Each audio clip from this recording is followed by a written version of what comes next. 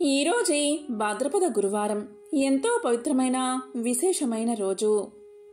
భాద్రపద మాసంలోని ఈ గురువారం రోజు దత్తాత్రేయుడికి సంబంధించిన ఈ కథలను విన్నా, చదివినా, చెప్పినా, వినిపించినా జన్మల పాపాలు తొలగి కోటి జన్మల పుణ్యం వస్తుంది.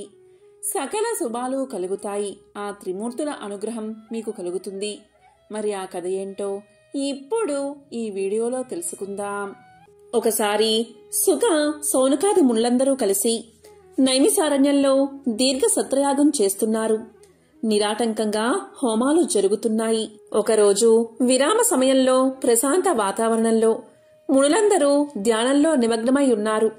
అందరూ పద్మాసనం వేసుకుని 2 చేతులు ఒడిలో సంధించి అరమోడ్పు కన్నులతో అంతర్దృష్టిని భ్రూ మధ్యస్థానంలో బంధించి శ్వాస ప్రక్రియలను క్రమమార్గంలో ఉంచి తేజస్వరూపుడైన నారాయణ్ణి నిష్ఠతో ఏకాగ్రమైన మనసుతో ధ్యానిస్తున్నారు. మనశ్శరీరాలను స్తంభింపచేసి శిలా ప్రతిమలై అత్యంత నిష్ఠలో ధ్యానంలో ఉన్నారు. అంతలో చల్లని గాలి ఆ ప్రాంతాన్ని పరిమళభరితంతో ముంచెత్తింది. కోటి సూర్యుల కాంతితో ఒక దివ్యజ్యోతి వారి నడుమ సాక్షాత్కరించింది. అదొక అద్భుత కాంతి. కేవలమైన తేజస్సు, ఆకారం లేని తేజస్సు, కోటి సూర్యుల కాంతితో కోటి చంద్రుల చల్లదనం కలిగిన మహామహస్సు. ధ్యానంలో ఉన్న మునులందరూ దివ్యమైన అనుభూతితో కళ్ళు తెరిచారు. ఎదురుగా కన్నులు మిరిమిట్లు గొలిపే కాంతిపుంజం. ఆ తేజస్సు దశ దిశలా వ్యాపించింది. మంగళ వాయిద్యాలు మనోహరంగా వినిపిస్తున్నాయి. అప్పుడు సౌనకాది మునులంతా ఆ కాంతిని చూడలేక కన్నులు మూసుకున్నారు. వెంటనే చేతులు జోడించి ఆర్తితో, మహానుభావా, తేజస్వరూప, నువ్వు అనుగ్రహించి మా ఎదుట నిలిచిన నిన్ను దర్శించలేని అసక్తులము. అద్భుతమైన ఆ తేజస్సును మా కన్నులు తట్టుకోలేకపోతున్నాయి. మనస్సు మాత్రం పరమానందంలో మునిగి ఉంది. ఈ అనుభూతిని మేమిప్పుడూ అనుభవించలేదు. దయామయ, నీ రూపాన్ని దర్శించగలిగే శక్తి మాకు ప్రసాదించు అంటూ మునులంతా సాష్టాంగ ప్రణామాలు ఆచరించారు. అప్పుడు ఆ తేజస్సు నుంచి ఇలా వినిపించింది: మహామునులారా, కన్నులు తెరవండి. అనగానే మునులంతా కన్నులు తెరిచారు. అదే తేజోస్వరూపం. ఎరుపు, నలుపు, తెలుపు కలయిగా కాంతి. ఆ కాంతిలోనే శ్రీమన్నారాయణుడు దర్శనమిచ్చాడు.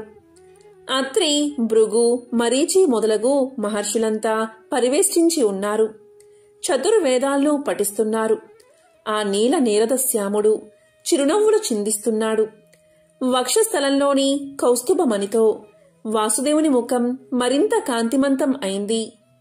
4 భుజాలతో శంఖం, చక్రం, గద, పద్మం 4 చేతుల్లో విరాజిల్లుతున్నాయి. కటిక పట్టు పీతాంబరం వ్రేలాడుతూ ఉంది. దాని అంచులకున్న బంగారు కాంతులు దగదగలాడుతూ స్వామి పాదాలకు ఒక వింత శోభను కలిగిస్తున్నాయి. శిరస్సున వజ్రకిరీటం, చెవులకు మకర కుండలాలు, భుజాలకు మణిమయ మాలలు, చేతివేళ్లకు రత్నాలతో పొదిగిన ఉంగరాలు, మెడలో వనమాల, బంగారు యజ్ఞోపవీతం. వక్షస్థలంలో ఒకవైపు లక్ష్మి, మరొక వైపు శ్రీవత్స లాంఛనం. బంగారు కొండమీద కూర్చున్నట్లుగా గరుత్మంతుని మీద టీవీగా కూర్చుని దర్శనం అనుగ్రహించాడు. సనక సనందనాదులు, నారద తుంబురులు స్తుతిగీతాలు ఆలపిస్తున్నారు. జయ విజయులు ఇరువైపులా సేవలు చేస్తున్నారు. విశ్వసేనాదులు జయ జయ ధ్యానాలు పలుకుతున్నారు. ఇలా ఉండగా ఉన్నట్టుండి ఆ నీలమేఘ శ్యాముడు మల్లికార్జునుడిగా మారిపోయాడు. వెండి కొండమీద నందివాహనాన్ని అధిష్ఠించి పరమశివుడిగా మారిపోయాడు.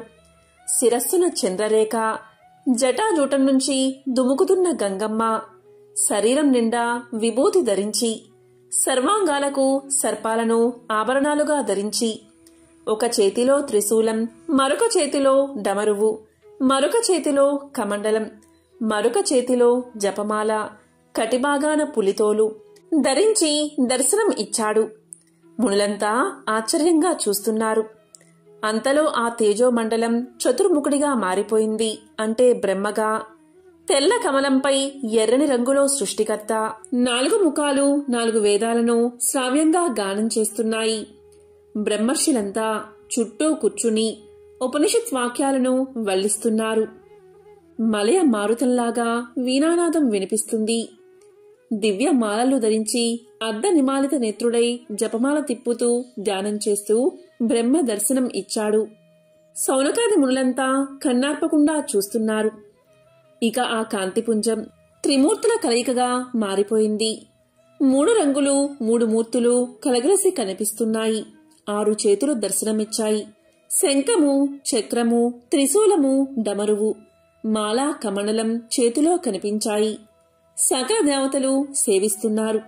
సూర్యచంద్రులు అష్ట దిక్పాలకులు, మను, వసు, రుద్రులు, నక్షత్ర గ్రహాది దేవతలు, కిన్నెర కింపురుష, సిద్ధ సాధ్య, గరుడోరగా దివ్యజాతులు ఆ త్రిమూర్తి స్వరూపుణ్ణి పరివేష్టించి స్తోత్రాలు చేస్తున్నారు. సప్త సముద్రాలు, సకల నదీ నదాలు, పర్వతాలు, సకల సృష్టి, సకల జీవరాశులు ఆ దివ్య స్వరూపంలో సాక్షాత్కరించాయి.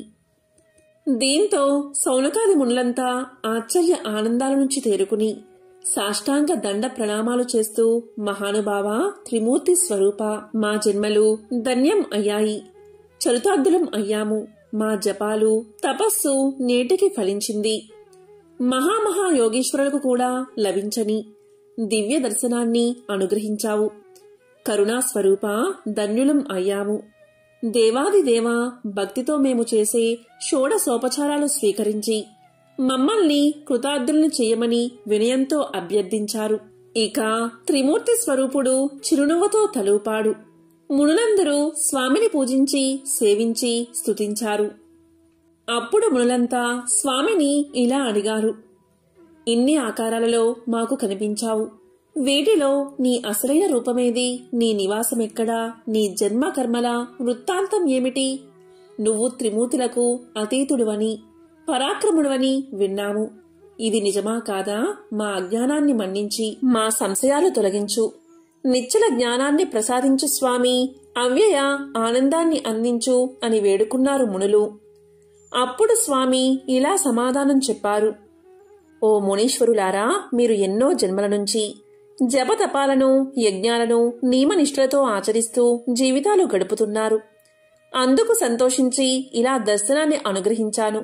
నా నామరూపాలు జన్మకర్మలు అడిగారు కదా, యోగోపదేశం చేయడానికి, సాధన సాగించడానికి, తగిన పుణ్యఫలం అందించడానికి నేను అత్రిమునికి పుత్రుడుగా జన్మించి దత్తాత్రేయుడు అనే నామంతో సకల లోకాలలో సంచరిస్తూ ఉంటాను. ఇది ఒక అవతారం. ఇంకా ఎన్నో జన్మలు, ఎన్నో రూపాలు, ఎన్నో నామాలు నాకు ఉన్నాయి. వాటిని చెప్పడం 1000 నోళ్లు కలిగినా వాడికైనా అసాధ్యం. కాని వీటిలో కొన్నిటిని సూతమహర్షి చెప్పగలడు. అతను వ్యాసుడి యొక్క ప్రత్యక్ష శిష్యుడు. గురు అనుగ్రహం వల్ల సకల పురాణాలు అతనికి కరతలామలకాలు. ప్రవచనంలో కూడా నేర్పరి. అతన్ని అడిగి నా జన్మకర్మలు తెలుసుకోండి, ఈ యాగాన్ని పూర్తి చేసి పూర్ణ ఫలాన్ని పొందండి అని చెప్పి ఆ కాంతిపుంజం అదృశ్యం అయినది. ఇచ్చిన మాట ప్రకారం దత్తాత్రేయ స్వామి అత్రి మహర్షి అనసూయ దంపతులకు జన్మించాడు. ఒకసారి సూతుడు సౌనకాది మునులకు ఇలా తెలియచేశాడు, సౌనకాది మునులారా, బ్రహ్మదేవుడు కలికి చెప్పిన గురు శిష్యుల సంభాషణ మీకు వివరిస్తాను. శ్రద్ధగా వినండి. గురువు అంటే త్రిమూర్తి స్వరూపుడు అని, గురుభక్తి గురుసేవయే భుక్తిముక్తి దాయకమని పురాణాలు చెప్తున్నాయి. అటువంటి గురు దత్తాత్రేయుడి చరిత్రను వినాలని మీకు కోరిక కలగడం మీ పూర్వ పుణ్య విశేషం. చెబుతాను వినండి అని సూతుడు ఇలా చెప్పడం ప్రారంభించాడు. కొన్నాళ్ల కిందట గురుకులాలు ఉండేవి. అలా ఒకానొక గురుకుల ఆశ్రమంలో ఒక గురువుగారు ఉండేవారు. ఆయన పేరు వేద ధర్ముడు. ఆయన సర్వశాస్త్ర కోవిదుడు, జ్యోతిష్య శాస్త్రంలో దిట్ట. ఈయన ఎందరో పిల్లలను చెరదీసి ఆయన వద్దే ఉంచుకుని భోజనం పెట్టి ఆశ్రయం కల్పించి ఆయనకొచ్చిన విద్యలన్నిటినీ నిస్వార్థంగా బోధిస్తూ ఉండేవాడు. అలా ఈయన వద్ద కౌత్సుడు అనే ఒక శిష్యుడు ఎంతో గురుభక్తితో ఉంటూ విద్యను అభ్యసిస్తూ తను కూడా జ్యోతిష్య శాస్త్రంలో పట్టు సాధించాడు. చదువు ముగిసిపోయాక శిష్యులంతా స్నాతక సభ ముగించుకుని గురువుని ఆశ్రమాన్ని వదిలి వెళ్లిపోయేవారు.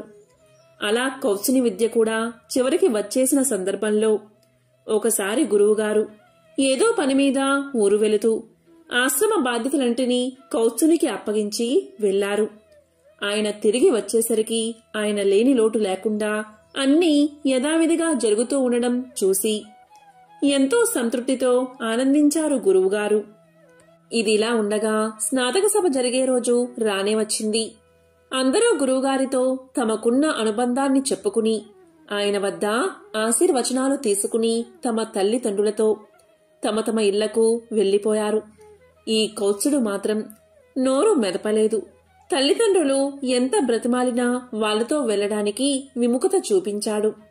చేసేది లేక అతని తల్లిదండ్రులు వెళ్లిపోయారు. గురువుగారు కౌత్సుడిని పిలిచి తను మాత్రం వెళ్లకపోవడానికి కారణం ఏమిటని అడుగుతాడు. అప్పుడు కౌత్సుడు బోరున విలపిస్తూ, గురువుగారు, మీరు పొరుగురు వెళ్లినప్పుడు మీరు నేర్పిన జ్యోతిష్య విద్యతో మీ జాతకం చూశాను. ఈ కార్తీక మాసం 15 రోజుల్లో తమకి దారుణమైన కుష్ఠరోగం రాబోతుందని మీ గ్రహస్థితి చెబుతోంది. నాకు చదువు నేర్పించి తిండి పెట్టిన మిమ్మల్ని కష్టమైన కాలంలో వదిలి వెళ్లలేను. కనుక మీతోనే ఉండి సేవలు చేసి మీరు ఆరోగ్యవంతులు అయిన తర్వాతే వెళతాను. అప్పటిదాకా మిమ్మల్ని వదిలిపోను అన్నాడు. అది విన్న గురువుగారు ఆశ్చర్యం, ఆనందం, దుఃఖం అన్నిటినీ కలగలిపిన ఒక అనుభూతితో ఆనంద బాష్పాలు రాల్చారు.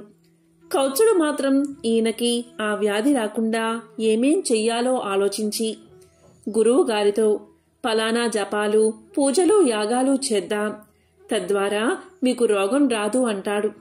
దానికి గురువుగారు ప్రారబ్ధం భోగతో నచ్చేత్ అన్నట్లుగా ప్రారబ్ధం అన్నది ఎప్పుడైనా అనుభవించాల్సిందే.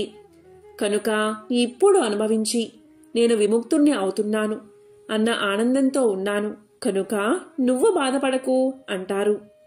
అప్పుడు గురువుగారి మాటను కాదనలేక కాశీలో పాపం చేసినా పుణ్యం చేసినా రెట్టింపు ఫలం వస్తుంది అంటారు. కనుక మనం అక్కడికి వెళ్లి పుణ్యకార్యాలు చేద్దాం, తద్వారా మీరు త్వరగా కోలుకుంటారు అంటాడు కౌత్సుడు. సరే అని గురు శిష్యులు ఇద్దరూ అక్కడికి ప్రయాణమవుతారు. కాశీ వెళ్లిన తరువాత అక్కడ విద్యాదానం చేయడం, శివ పంచాక్షరి మంత్రాన్ని జపం చేయడం, చేతనైనంతలో ఇతరులకి సహాయ సహకారాలు చేయడం, ఇలా ఎన్నెన్నో మొదలుపెట్టాడు కౌత్సుడు. మిట్ట మధ్యాహ్నం కాళ్ళకి చెప్పులు లేకుండా జోలె పట్టుకుని తిరిగి తిరిగి అన్నాన్ని తెచ్చి గురువుగారికి పెట్టి తాను తినేవాడు. ఒక్కోసారి గురువుగారు ఆయన తినక, తిననీయక అన్నాన్ని విసిరేసేవారు. చీటికి మాటికి కౌత్సుణ్ణి కొట్టడం, తిట్టడం చేయడం, చెదిరించుకోవడం వంటివి చేసేవారు. అయినా కూడా ఎక్కడా విసుక్కోకుండా గురువుగారికి వ్యాధి ముదిరి మరింత బాధపెడుతుంది కాబోలు పల్లెత్తు మాటానని ఈయన ఇలా ప్రవర్తించడానికి కారణం అదే అనుకుంటా అని మరింత సేవలు చేసేవాడు కౌత్సుడు. కౌత్సుడి గురుభక్తిని గమనిస్తున్న బ్రహ్మ, విష్ణు, మహేశ్వరులు ఒక పందెం వేసుకున్నారు. మన ముగ్గురిలో ఎవరు కౌత్సుణ్ణి గురువుగారి వద్ద నుంచి పంపుతారో వారే మనలో గొప్పవారు అని. అనుకున్నట్లుగా ముందుగా బ్రహ్మ మారు వేషంలో వచ్చి ఇలా పలికాడు. నువ్వు కాశీ వచ్చినప్పటినుంచి చూస్తున్నాను. ఎందుకాయన దగ్గర అన్ని మాటలు పడుతూ ఉంటావు? పెద్దవాణ్ణి చెప్తున్నాను, నా మాట విని వేరే గురువును చూసుకుని వెళ్ళిపో అన్నాడు. దానికి కౌత్సుడు ఇలా పలికాడు. గురువుని, అదే ఇటువంటి పరిస్థితుల్లో బాధపడుతున్న ఆయన్ని వదిలేయమని చెప్తున్నా మీరు పెద్దవారు ఎలా అవుతారు? మీరు మా గురువుగారి పరిస్థితుల్లోనే ఉంటే శిష్యుడు వదిలి వెళ్లిపోవాలి అని అనుకుంటారా అనేసరికి బ్రహ్మనోట మాట రాక వెళ్లిపోతాడు. తరువాత విష్ణువు మారువేషంలో వస్తాడు. కౌత్సుడితో ఇలా పలుకుతాడు. రోగంతో ఉన్న గురువుగారికి సేవ చేస్తున్నందుకు నిన్ను మనస్ఫూర్తిగా అభినందిస్తున్నాను. కాని చేసిన మేలు మరిచే కృతజ్ఞుడికి సేవ చేస్తే పాపం కూడా వస్తుంది. కనుక ఆయన్ని వదిలి వెళ్ళిపో అంటాడు. దానికి కౌత్సుడు ఇలా సమాధానం చెప్తాడు. కృతజ్ఞత అన్నది ఏదైనా ఉంటే ఇటువంటి సమయంలో వదిలి వెళ్లిపోతే నాదవుతుంది కాని నన్ను చేరదీసి భోజనం పెట్టి నా నుండి ఏమీ ఆశించకుండా తన విద్యనంతా దారపోసిన ఆయంది కాదు అనేసరికి విష్ణువు వెనుతిరుగుతాడు. ఇక ఈశ్వరుడు మారు వేషంలో వెళ్లి ఇలా పలుకుతాడు. కౌత్స, మానవ సేవే మాధవ సేవ అన్నమాట వాస్తవమే. కాని ఇలా చీత్కారాలు పొందుతూ ఎందుకు? తను తినడం మానేయడమే కాక నువ్వు తినే వీలు కూడా లేకుండా అన్నం నేలపాలు చేయడం తప్పు కాదా? నువ్వు దూరమైతేనే నీ విలువ తెలిసొస్తుంది కనుక కొన్నాళ్లు దూరంగా ఉంటూ అంటాడు. దానికి కౌత్సుడు సాష్టాంగపడి ఇలా సమాధానం చెప్తాడు. తిండికి లేక బాధపడే నాకు తిండి పెట్టడమే ఎక్కువ. పైగా జీవితమంతా తిండిని పొందగల వీరునిచ్చే విలువైన విద్యని నాకు దారపోశారు. కొన్ని సంవత్సరాల పాటు ఉచితంగా భోజనం పెట్టి వృద్ధి చేసిన ఆయనకి కొన్ని రోజులు నన్ను ఉపవాసం ఉండేలా చేసే హక్కు ఉంది. కనుక మహానుభావా, వీలైతే నాకొక సాయం చెయ్యండి. మీ ముందు ఇంకో 2 వచ్చారు. మీరిక్కడే కాపలా ఉండి ఇలాంటి అనవసరమైన నీతులు మరెవరూ చెప్పకుండా చెయ్యండి చాలు అన్నాడు కౌత్సుడు. అంతే ఆ ముగ్గురు ఇతని గురుభక్తికి మెచ్చి, కౌత్స, మేము త్రిమూర్తులం, నీ గురుభక్తికి మెచ్చాం. మేము పెట్టిన పరీక్షల్లో నువ్వు నెగ్గి నీ అపారమైన గురుభక్తిని చాటుకున్నావు. నీకు మోక్షాన్ని ప్రసాదిస్తాము అని పలికారు. దానికి ఆనందించిన కౌత్సుడు ఇలా చెప్పాడు. ఓ త్రిమూర్తులారా, దత్తాత్రేయ స్వరూపమా, మీ దర్శన భాగ్యం నా అదృష్టం. మీ గురించి నాకు చెప్పింది మా గురువుగారే. ఇప్పుడు మీ దర్శన భాగ్యం కలిగించింది కూడా ఆ గురువుగారే. కనుక నాకు నా గురువే బ్రహ్మ, నా గురువే విష్ణువు, నా గురువే మహేశ్వరుడు. మీ ముగ్గురిని సృష్టించిన ఆ పరబ్రహ్మ ఎవరైతే ఉన్నారో ఆయన కూడా నాకు నా గురువే. అందువల్ల నాకు మోక్షానికి అర్హత వచ్చింది అంటే నాకు ఇన్ని నేర్పించి ఇంతలా తీర్చిదిద్దినా మా గురువుగారికి కూడా ఆ అర్హత ఉన్నట్లే కనుక ఆయనకే ఇవ్వండి అన్నాడు కౌత్సుడు. ఇటువంటి గురుభక్తి ఉన్నందుకు శిష్యుణ్ణి, అటువంటి గొప్ప శిష్యుణ్ణి తయారు చేసినందుకు గురువుని, ఇద్దరినీ మెచ్చిన త్రిమూర్తులు ఇద్దరికీ మోక్షాన్ని ప్రసాదించారు అంటూ ఈ కథను సూతుడు సౌనకాది ముళ్లకు తెలియచేశాడు. దత్త పురాణంలోని మరొక విశేషమైన కథను ఇప్పుడు తెలుసుకుందాం. ప్రతిష్టానపురంలో ఒక బ్రాహ్మణుడు ఉన్నాడు. అతను జ్ఞాన విజ్ఞాన పారంగతుడు. ఆయనకు లేకలేక ఒక మగబిడ్డ జన్మించాడు. ఆ బిడ్డడు పుట్టినప్పటి నుంచి ఏ చైతన్యమూ లేకుండా ఒక జడ పదార్థంలాగా ఉంటున్నాడు. శారీరక ఎదుగుదల ఉంది కాని మానసిక చైతన్యం కనిపించడం లేదు. వీధిలోకి రాడు, ఎవరితోనూ కలవడు, ఆటపాటలు లేవు. పెడితే తింటాడు, పెట్టకపోతే పస్తుంటాడు.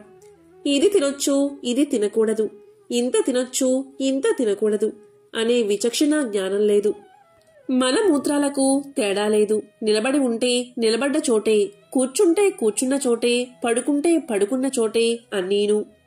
ఏదో పిశాచం పట్టినవాడిలా ఎప్పుడూ ఏకాంతాన్ని కోరుకుంటూ, ఎవరితో కలవాలన్నా పలకాలన్నా భయపడుతూ, చదువు సంధ్యలు లేకుండా ఇంటిలోనే పడి ఉన్న కొడుకును చూసి ఆ దంపతులు ఎంతో కుమిలిపోతూ ఉండేవారు. దాన ధర్మాలు, తీర్థయాత్రలు, నోములు, జపాలు, వ్రతాలు, గ్రహశాంతులు అన్నీ అయ్యాయి. అన్ని రకాల వైద్యాలు అయ్యాయి. సొమ్ము కరిగిపోయింది. కాని కుర్రవాడిలో మాత్రం మార్పులేదు. విష్ణుదత్తుడి మహిమ గురించి విని ఆ దంపతులు బిడ్డను తీసుకువెళ్లారు. చూపించి పరిస్థితి వివరించారు. మహానుభావా, మాకు ఒక్కగానొక్క కొడుకు, దయచేసి విన్ని మామూలు మనిషిని చెయ్యండి అని పాదాల మీద పడి ప్రార్థించారు. విష్ణుదత్తుడు ఆ బిడ్డవైపు నిశితంగా చూశాడు. విషయం అర్థమైంది. అతన్ని తన దగ్గర ఉంచుకుని తల్లిదండ్రుల్ని భోజనం చెయ్యమని చెప్పి లోపలకు పంపించాడు. వాళ్లు అలా వెళ్లగానే ఆ బిడ్డతో విష్ణుదత్తుడు ఇలా అన్నాడు. బ్రహ్మాన్, తమరెవరు? ఎందుకు ఇక్కడికి వచ్చారు? పనేమిటి? ఏమి చేస్తున్నారు? హాయిగా మీ ఇంటికి మీరు వెళ్ళండి, సుఖాలు అనుభవించండి, సుఖంగా భుజించండి. ఇప్పుడు నన్ను ఏమి చెయ్యమంటారో చెప్పండి, ఈ జడ్డితనాన్ని వదిలేయండి అని విష్ణుదత్త యోగి అనేసరికి ఆ శిశుయోగి పెదవి విప్పి ఇలా పలికాడు. ఏం చెయ్యను, ఎక్కడికి వెళ్ళను, ఏది స్వీకరించను, ఏది పరిత్యజించను. కల్పాంతంలో నీటితో నిండిపోయినట్లు ఈ విశ్వం ఆత్మ పదార్థంలో నిండిపోయింది. అంతా నేనే, నేను సదానందమయుణ్ణి. నాకింకా భోక్తం ఏమిటి, పరిత్యాజం ఏమిటి? అన్నమూ నేనే, మంత్రమూ నేనే, మరొకటి నేనే, అన్నీ నేనే, అంతా నేనే అని పలకగా ఆ మాటలకు విష్ణుదత్తుడు చాలా సంబరపడ్డాడు. మృదువుగా కౌగలించుకున్నాడు. నాయనా, నిజమే, అంతా నువ్వే, అన్నీ నువ్వే, విశ్వమంతా ఆత్మ పదార్థమే. అలాంటప్పుడు కర్మను ఆచరించకపోవడం ఎంతటిదో ఆచరించడం అంతటిదే కదా. ఆచరించినందువల్ల నీకు ఏ దోషం చుట్టుకుంటుందో చెప్పు. నిష్కామ కర్మాచరణంతో జీవన్ముక్తుడివై సుఖంగా జీవించు. కర్మాచరణం నువ్వు చెయ్యి, ఎదుటివారికి నేర్పు, ఆదర్శప్రాయంగా నిలబడు. లోకం కోసం కొన్ని పనులు చెయ్యాలి. ఇందువల్ల కర్మానుబంధం చుట్టుకోదా అని నువ్వు అడగవచ్చు. చుట్టుకోదు. ఎందుకంటే ఏ బంధమైనా దేహాభిమానం వల్ల పుడుతుంది. దాన్ని వదలడమే కదా ముక్తి అంటే. ఓ శిశు యోగీశ్వరా, సస్వరూపం తెలుసుకో. ఇక్కడ నీకు కర్మానుబంధం లేదు. మాన అవమానాల వల్ల కలిగే గుణదోషాలు కూడా అభిమానం వల్లే. కనుక దేహాభిమానం వదిలేస్తే గుణమూ లేదు, దోషమూ లేదు, బంధమూ లేదు. ఓ బాలయోగి, మోక్షమనేది ఎక్కడో ఆకాశం మీదనో, పాతాళంలోనో, భూగోళం మీదనో లేదు, మనలోనే ఉంటుంది. అహంకార రూపమైన విమోహం నశించడమే మోక్షమంటే. ఇదేమంత కష్టం కాదు. పువ్వులు కోయడం కన్నా, కన్నులు మూసుకోవడం కన్నా అహంకార పరిత్యాగం చాలా తేలికైన పని. ఇందులో ఏ కొంచెం కష్టం కూడా లేదు. ఎందుకంటే ఇది మనస్సు పని కనుక. ఈ మనసుకు ఉన్న చాంచల్యం అన్నిటికీ మూలం. కాబట్టి నీవు ఈ జడత్వాన్ని విడిచిపెట్టి నిరహంకారంగా, నిర్మమంగా కర్మాచరం చెయ్యి. నువ్వు నాకు ఇష్టమైన వాడివి. తల్లిదండ్రుల్ని సంతోషపరచాలి అనే సంగతి ఆలోచించు. కొంతకాలం వాళ్ళకి ఇష్టంగా జీవించు. వాళ్ళు వెళ్లిపోయాక నీ ఇష్టం. అప్పుడు యథేచ్ఛగా సంచరించవచ్చు. అప్పుడు నిన్నెవరూ నిర్బంధించరు అని విష్ణుదత్తుడు పలకగా శిశుయోగి అందుకు అంగీకరించాడు. ఇక భోజనం ముగించి వచ్చిన తల్లిదండ్రులు తమ బిడ్డలో వచ్చిన మార్పును చూసి ఎంతో ఆనందపడ్డారు. సుశీల విష్ణుదత్తులకు కృతజ్ఞతగా సాగిలపడి మొక్కారు. ఏం మంత్రం వేశావో, ఏం వైద్యం చేశావో, కృపానిధి, క్షణంలో మావాడికి కొత్త జీవితం ప్రసాదించావు. నీ మేలు జన్మజన్మలకి మరిచిపోమంటూ బిడ్డను తీసుకుని ఆ దంపతులు సంతోషంగా ఇంటికి వెళ్లిపోయారు. ఆ శిశుయోగి తల్లిదండ్రులు ఉన్నంతకాలం వారికి ప్రీతికరంగా మెలిగి, ఆ పైన బంధ విముక్తుడై ఊరు ఇల్లు వాకిలి అన్నిటినీ విడిచి ఆత్మరతుడై ఈ భూగోళం మీదకి ఎక్కడికో వెళ్లిపోయాడు. దత్తపురాణంలోని మరొక విశేషమైన కథను ఇప్పుడు విందాం. పూర్వం నైషధ మహానగరంలో హేమకుండలుడు అనే వైశ్యుడు ఉండేవాడు. కుబేరుడితో సాటివచ్చే సంపన్నుడు. విప్ర అగ్ని దేవతా పూజలు తప్పక చేసే అలవాటు ఉన్నవాడు. కృషి, వాణిజ్యము అతని ప్రధాన వృత్తులు. గోవుల్ని, గుర్రాల్ని, గేదెల్ని కొనడం, బాగా పెంచడం, ఎక్కువ సొమ్ముకి అమ్మడంతో బాగా ఆర్జించాడు. పాలు, పెరుగు, మజ్జిగ, గడ్డి, గాదం, కట్టెలు, కందమూల ఫలాలు, ఉప్పు, జాజికాయలు, పిప్పళ్ళు, రకరకాల ధాన్యాలు, కూరగాయలు, వంట నూనెలు, వస్త్రాలు, ధాతువులు, బెల్లము, కలకండ. ఒకటేమిటి, అన్నిటినీ క్రయావిక్రయాలు చేసేవాడు. లాభాలు బాగా గడించేవాడు. సంపన్లోకెల్లా సంపన్నుడు అయ్యాడు. అమ్మడం, కొనడం, లాభాలు గడించడం, ఈ వ్యాపకంలోనే అతడికి తెలియకుండానే వయస్సు గడిచిపోయింది. దీంతో సంపాదించిన ధనంలో 6వ వంతు తీసి చకచక ధర్మ కార్యాలు చేశాడు. శివ, విష్ణు దేవాలయాలు కట్టించాడు. సముద్రమంతటి చెరువు తవ్వించాడు. ఉదయం నుంచి సాయంకాలం వరకు నిత్యము నిరతాన్న దాన పథకం అమలు చేశాడు. చివరికి యావజ్జీవ ప్రాయచిత్తం కూడా యథావిధిగా జరిపించుకున్నాడు. యోగ్యులు, సమర్థులు అయిన తన కుమారులు శ్రీకుండల, వికుండలకు ఇద్దరికి ఇల్లు, వాకిలి, మిగతా సంపద అంతా అప్పగించి అతను తన భార్యతో కలిసి వానప్రస్థానికి వెళ్లిపోయాడు. అక్కడ గోవిందనామస్మరణ చేస్తూ తపో నియమాలతో దేహాన్ని కృశింపచేసి ఒక శుభగడియలో విష్ణు సాయుధ్యాన్ని చేరుకున్నాడు. కొడుకుల హయాం వచ్చింది. దానధర్మాలు బందైపోయాయి. సహాయ సహకారాలు అంతరించిపోయాయి. అహంకారము, అతిశయము ఇబ్బడి ముబ్బడిగా వచ్చిపడ్డాయి. అన్నదమ్ములిద్దరూ దుర్వ్యసనాల్లో పూర్తిగా చిక్కుకుపోయారు. తల్లి చెప్పినా, బంధువర్గం చెప్పినా, హితం కోరి తండ్రి స్నేహితులు ఎంతమంది చెప్పినా వారు మాట వినలేదు. ఎవ్వర్నీ దగ్గరికి చేరనివ్వలేదు. గానా బజానాలతో, మేజువాణీలతో, విటవిటి గోష్ఠులతో, తందానగాళ్లతో రేయింబవళ్ళు ఒక్కలాగా గడుపుతున్నారు. 100 ఇవ్వవలసిన చోట 1000 విసిరేవారు. ఎప్పుడూ కూడా సభ్య సమాజం కోసం ఖర్చు పెట్టేవారు కాదు. బ్రాహ్మణ ముఖతః ఎప్పుడూ ఖర్చు పెట్టలేదు. సర్వపాప వినాశకుడైన శ్రీ మహావిష్ణువు సమార్చన కోసం అస్సలు ఖర్చు చేయలేదు. కాని ధనమంతా ఖర్చయిపోయింది. వాళ్ళకే తెలియకుండా వేల సందుల్నుంచి జారిపోయింది. తమ తండ్రి దశాబ్దాలు శ్రమపడి కూడబెట్టిన సొమ్మును కొడుకులిద్దరూ 2 ఏళ్లలో ఖర్చు పెట్టేశారు. అలవాట్లకు, అవసరాలకు ధనం కావాల్సి వచ్చింది. స్థిరాస్తులు కరిగిపోయాయి.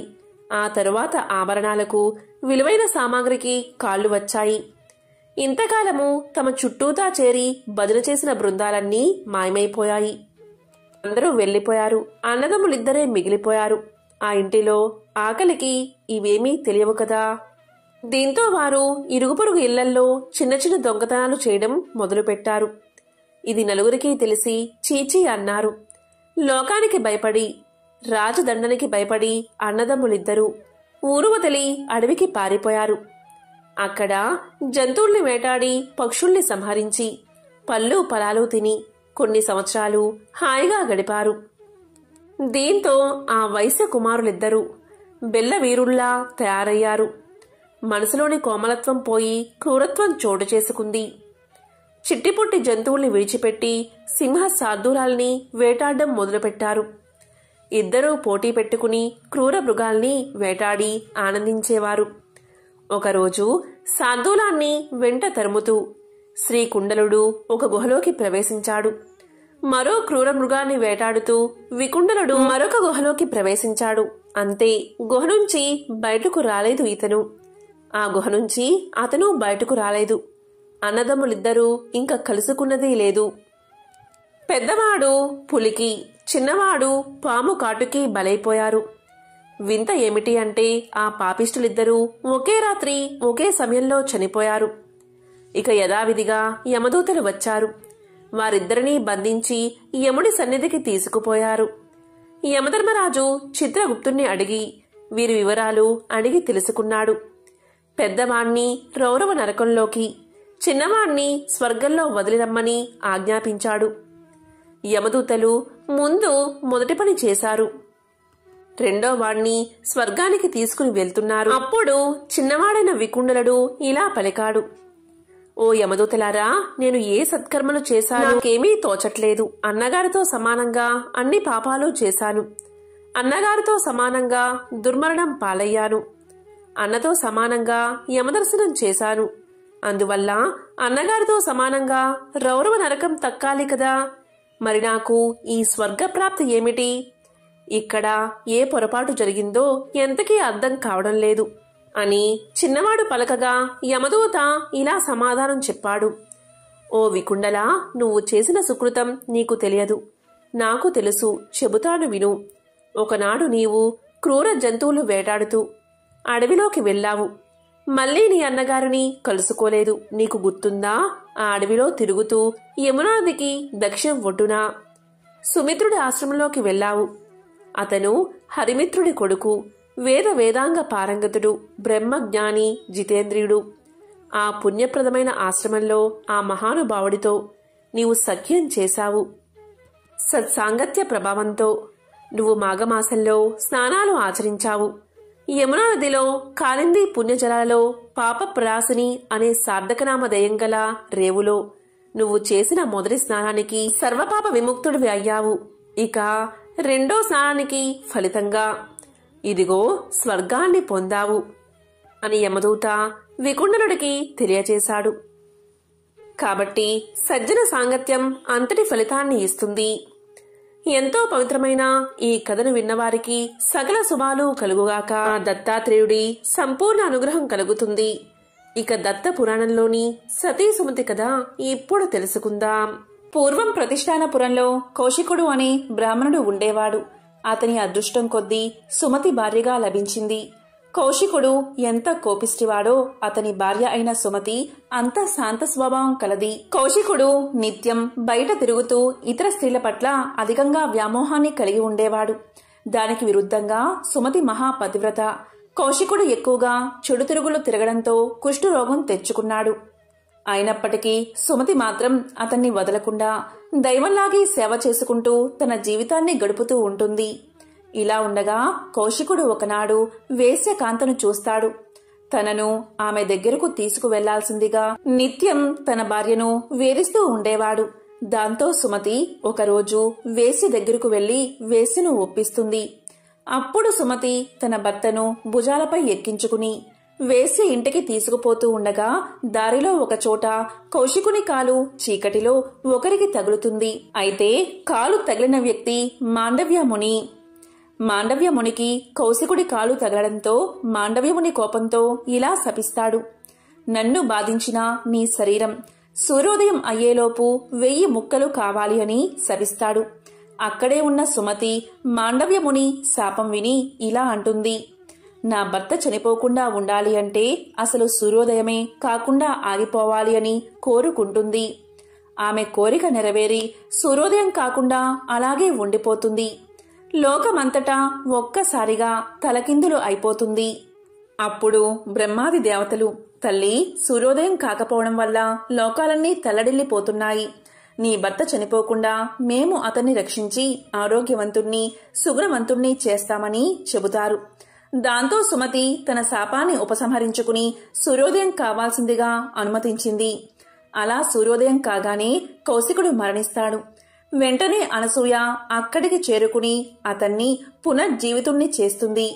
దాంతో అతడు నవ మన్మధుడిగా మారి భార్యతో కలిసి బ్రహ్మాది దేవతలను స్తుతించడం మొదలు పెడతాడు. పాతివ్రత్యం అంతటి శక్తివంతమైనది.